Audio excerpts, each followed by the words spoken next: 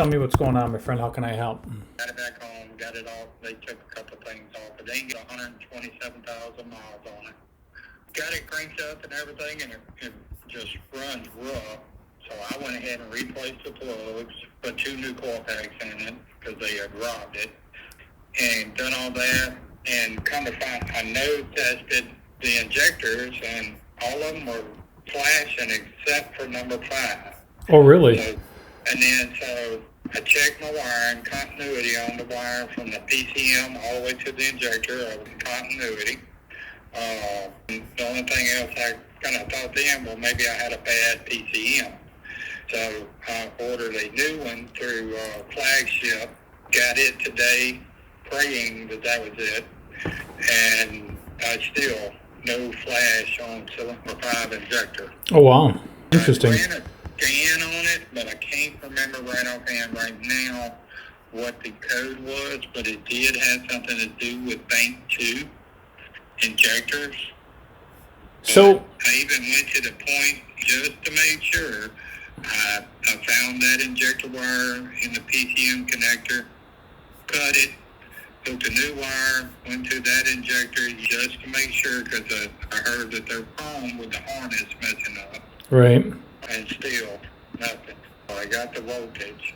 Do you have spark on all the cylinders? As far as I can tell, I did not get a misfire code. And the thing is, it ain't even popping the check engine light up. That's odd. So normally a computer will fix this, and you're sure that cylinder number 5, that injector, has battery voltage, right?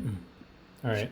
So normally, man, that's very strange. The only thing I could think of is that the computer will use a number of different inputs to fire the injectors and the ignition system. So that's why I was just confused or asking if you have spark on all the cylinders. Now, what would be a way to check spark on all of them? So what you could do is you could access the ignition system, one at a time, and you'd have to insert a spark tester or a screwdriver. You just insert it into the coil and then ground out the other side, and then you can just crank it over. You could disable the fuel system, just crank it over, and just make sure there's bright blue spark that can jump a half an inch of a gap.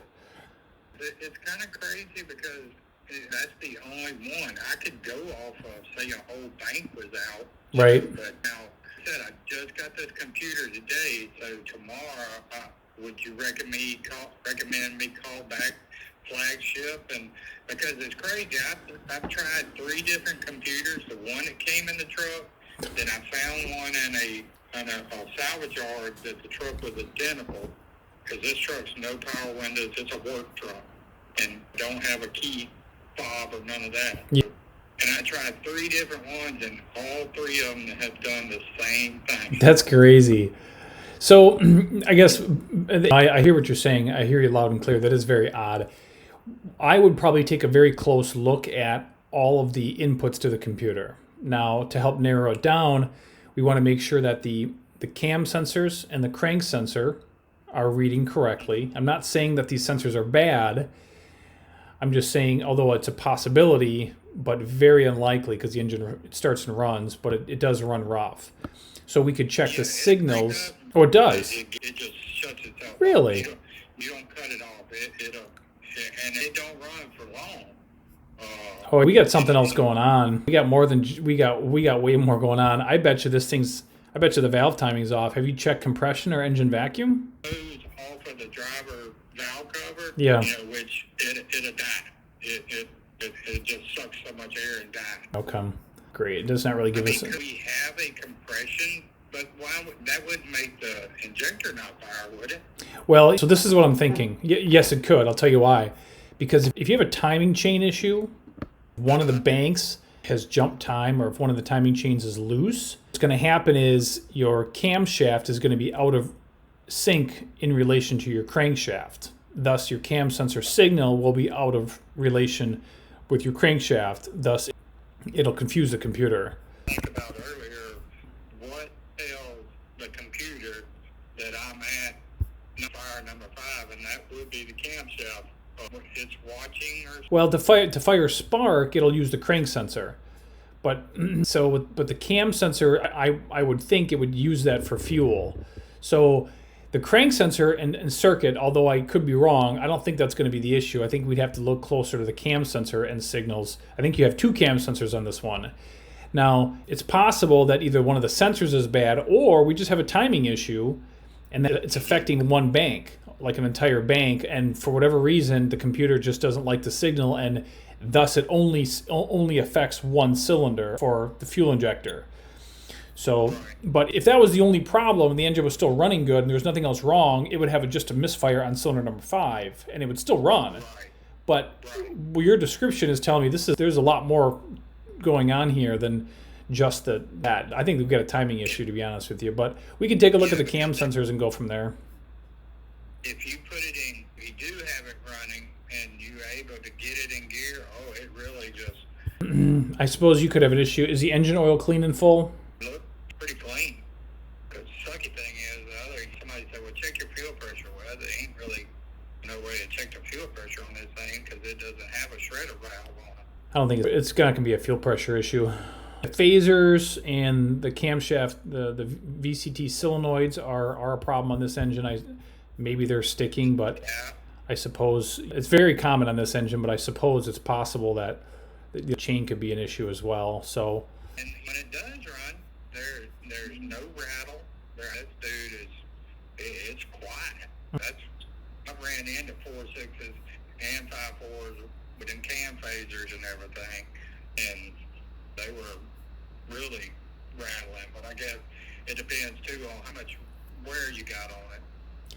the first thing I would recommend that you might want to just do a quick vacuum test, because if the vacuum's very low or very unstable, and as long as you're not leaking vacuum, this indicates a mechanical issue with the engine, and then you can go after the variable valve timing components and then the timing chain as needed, or the timing chains as needed. What should I be looking at as far as vacuum reading? You should a good solid steady 19 inches of vacuum at idle. What point would you pull that off of?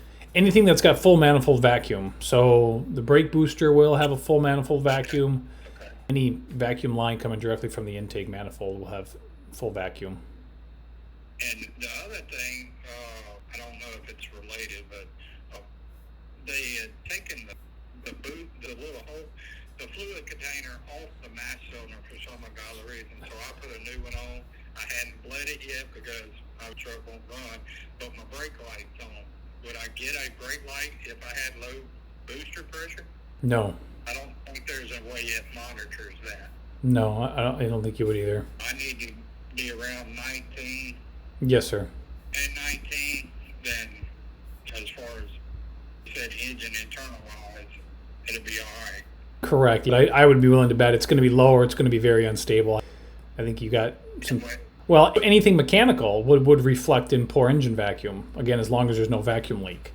So, timing chain issue, if it jump time, if one of the timing chains is loose, with a variable valve timing system, the phasers or those solenoids. So check the vacuum before I start swapping out sensors and I would, yes, sir. all that. All right. I can tell you the wrong info if you'd like, but I was hoping you want accurate information. No, that's what I want. Because right now I'm 1,500 into this truck and it's not moving. I got you. But that's what just had me kind of stumbled a little bit, is what is actually telling me you need to fire the ground to that particular cylinder, because it's skipping just that one. Right. So it's going to be your RPM sensors, your cam and crank sensors, or your crank sensor and your cam sensors. But the TPS, the mass airflow sensor, and the engine coolant temperature sensor, they all are taken into factor by the computer to fire the injectors. But I think on this one, I would probably, you can go through and check all those sensors if you want. Maybe we'll find something, but I think I would probably go, you're looking directly more of a solid answer. So I would go, you look at the engine vacuum, timing components, cam sensors, and go from there. If we don't find anything, well then sure, we can broaden our search and we can go after the other fuel-related sensors, throttle position sensor, mass airflow sensor, and engine coolant temperature sensor. But my experience has been all of those sensors that I just mentioned, those are going to affect all of the cylinders, not just number 5. Right. Because I did get somewhat of the service reports on this truck, and they had one, 109,000 miles that overheated. I brought it in the shop, fixed it, and then I think it was 117,000 miles that came in for something else, and then after that, they didn't have no more. It didn't come back in. Oh, I see. Okay. I take it they fixed the overheat issue. I don't know what would have caused that, but I'm just trying to figure this dude out. I guess it would help too if I could get that out. Would that, because I disconnect the battery, would that injector code be in there, or is it going to reset? Is the injector code going to be in the computer? After I disconnected the battery, or would I need to try to crank it again? And I would think it would clear the codes if you disconnect the battery. I didn't know if it would help to know what that code was. I thought I took a dang picture of it, and I can't find it. But it definitely, I do remember it saying something about bank 2. Mm-hmm. Also, Well, a couple things to keep in mind. First, if your injector isn't firing, your air-fuel ratio is going to be way out of whack. Matter of fact, let me look up the firing order real quick on this thing here. And second of all, if you have a cam timing problem, it will cause your fuel trims will still be out of whack. Rich, lean, nothing's going to make any sense. So right. at that point, And bank 2, cylinder number 5 is on bank number 2 on this one. So we know that cylinder number 5 isn't firing correctly. So I would clear the code and see if it comes back rich or lean. But I'll be honest with you, if it's running that bad, looking at the fuel trims, I don't think is going to help us too much, to be honest. I think we got something else going on. Yep. I mean, you can't really even give it no gas. It really dies off then. Well, I'll let you run some tests, my friend, and you're welcome to check some things and reply back and let me know what you find. It won't be today because it's definitely quitting time. Is there a way I can just contact you on the internet, or Just reply back to the chat. Yes, sir. You got it. because I'll definitely hook up the vacuum gauge tomorrow and see what I'm getting. Right. Well, I would definitely do that tomorrow and see where that's at and get back with you. That sounds good. Appreciate it, man. All right. You bet. You're welcome. Good luck. All right. Bye.